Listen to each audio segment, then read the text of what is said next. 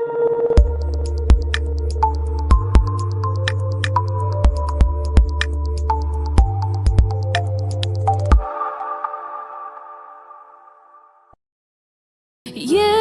hanya Kau yang kuandalkan, melebihi siapapun. Saya akan membawakan kesaksian hidup. Tim TWC ini memang harus dilatih untuk memberikan kesaksian hidup. Kesaksian hidup ini guna kita menunjukkan kepada dunia betapa hebatnya Tuhan Yesus, Tuhan Allah kita. Amin. Setiap lidah kita harus berseru dan bersaksi kebaikan daripada Tuhan, pertolongannya yang terus kita terima dan rasakan. Biarlah api-api ini menyambar Bapak Ibu juga sekalian. Amin. Di sini maupun di tempat lain di mana kami diutus untuk kami boleh menginjil. Kiranya penginjilan kami selalu berlindung di balik kemuliaan dalam nama Tuhan Yesus Kristus. Bukan nama kami yang ditinggikan, tapi kiranya nama Tuhan saja yang kita tinggikan. Amin. Jadi ya mungkin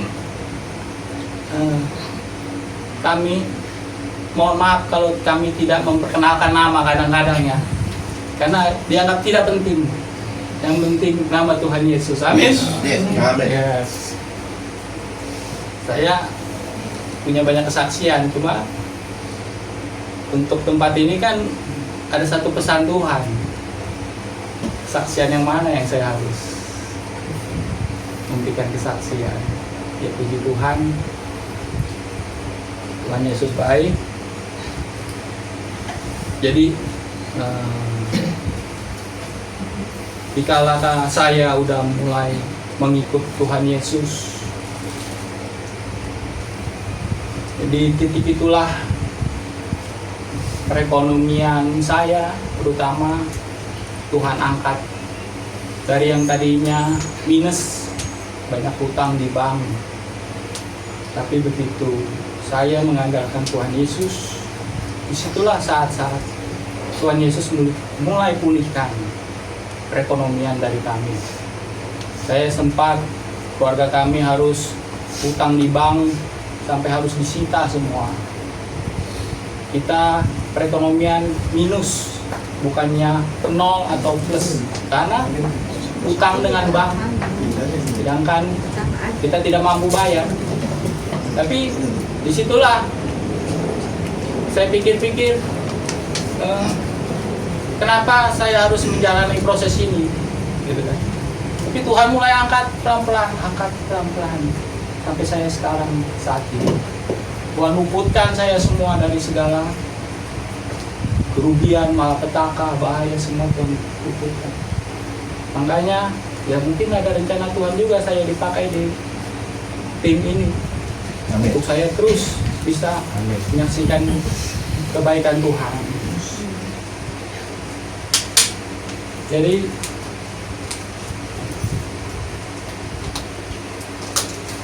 dari saya minus itu saya mulai naik. Ada satu pesan yang saya tangkap dari Tuhan.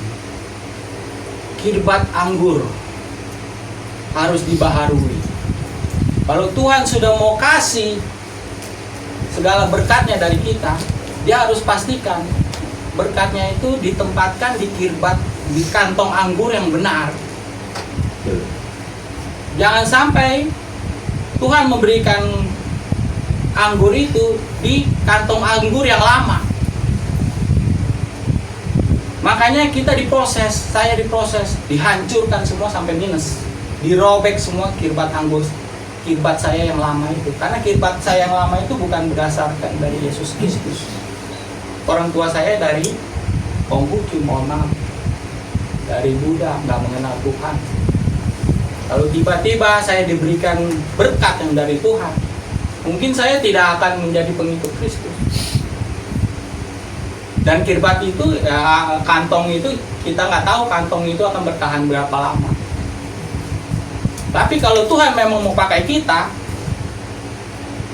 dimulai dari kantongnya dulu dia benerin, dihancurin kantong kita, Tuhan kasih kantong yang baru. Nih kantong yang dari saya. Tapi kantong dari saya tidaklah mudah, proses terus, gosok terus, kita dihadapin terus sama segala masalah. Tapi Tuhan lihat apakah kita bisa mengandalkan Tuhan dalam menghadapi segala masalah itu. Tuhan lihat kirbat anggur kita itu apakah udah benar-benar siap untuk diisi oleh berkat Tuhan. Kirbat anggur itu bicara tentang apa ya? Karakter kita. Tuhan proses kita, karakter kita berubah nggak sesuai apa yang Tuhan mau nggak? Apa jangan-jangan kita tinggi hati begitu kita dikasih berkat? Apa kita jadi sombong begitu kita dikasih berkat? Ya kan? Makanya dia mau tahu dulu. Dia sudah koyak lama, kasihkan kirbat anggur yang baru. Sebelum dituang, dilihat dulu kirbat anggurnya ini benar-benar nggak sudah siap menerima berkat yang daripada Tuhan. Anggur yang Tuhan akan beri. Kalau memang kita diproses, ya boleh dibilang saya dulu kerja, ya keringat bisa sampai ke pantat-pantat istilah kasarnya. Ya, harus ngekop pasir, ya, harus naikin bata, naikin semen, kebetulan saya material. Pegawai nggak ada, siapa yang naikin? Kita yang naikin. Kita memuaskan pelanggan, nggak boleh kecewa pelanggan. Jangan sampai merasa saya udah beli kok nggak diantar-antar, udah sampai jam 3 sore nggak diantar-antar, gimana? Gitu. Mau nggak mau kita turun, iya kan? Segala anak buah sampai keluar masuk macam-macam. Susah kita menghadapi anak buah. Tapi kan kita harus didik mereka dengan cara kekristenan kita. Kita tidak memarahi dia bagaimana. Kita tidak mengumpat dia. Kita menghargai dia sebagai karyawan sesuai apa yang Tuhan mau. Kita tunjukkan kepada mereka. Akhirnya para pegawai saya menjadi pegawai yang telah terseleksi dan menjadi loyalis. Hingga saat ini mereka menjadi loyalis saya. Demikian juga saya juga merintis kontraktor, mengalami begitu banyak pergesekan, bubar keluar, arsitek saya pada keluar. Tapi dengan proses-proses itu kita menunjukkan, kita hadapi dengan apa yang menjadi Tuhan ingini, karakter-karakter yang Tuhan ingin kita hadapi mereka. Akhirnya mereka menjadi arsitek-arsitek yang loyal dengan saya. Nah, seperti itulah kira-kira. Makanya begitu kita sudah siap, kirbat anggur itu akan mulai dikucurkan. Prosesnya lama, bertahun-tahun, belasan tahun, nggak ada yang singkat, nggak ada. Kalau Tuhan ngajarin kita, nggak ada yang instan. Pasti kita dibuat berkeringat sampai ke pantat-pantat. Istilahnya kasar. Tapi kalau misalnya dikasih rezeki, tiba-tiba menang saham, menang lotre, menang itu, emang itu dari Tuhan. Saya rasa bukan dari Tuhan. Dia yang kukasihi, dia kuhajar. Dididik kita benar-benar. Jangan sampai kita dikasih berkat aja udah sombongnya nggak mati. Dia kan sudah meremehkan orang, ya kan, menghina orang. Baru kamu dikasih berkat sedikit menghina orang, ya kan. Nggak boleh kan gitu. Kita harus terus rendah hati terus berjalan sesuai keinginan Tuhan ya. Sampai saat ini saya melayani, kita juga melayani dengan ya Tuhan bimbing ya, harus rendah hati. Justru kita dimasukkan ke pelayanan-pelayanan, bukan pelayanan-pelayanan gereja-gereja wah, enggak. Gereja-gereja yang seperti inilah yang membuat hati kami sukacita malah. Amin. Amin. Bukan gereja yang wah buat sukacita kami. Makin terpelosok, makin ujung, nggak tahu Tuhan malah kasih yang tidak terduga. Sukacita gembira yang luar biasa. Amin. Kita waktu melayani di Solo, aduh, 5 hari pertama itu sepertinya kita menginjil sepertinya hamba. Kita menabur itu seperti hamba. Itu di gereja besar di Jogja, di Solo.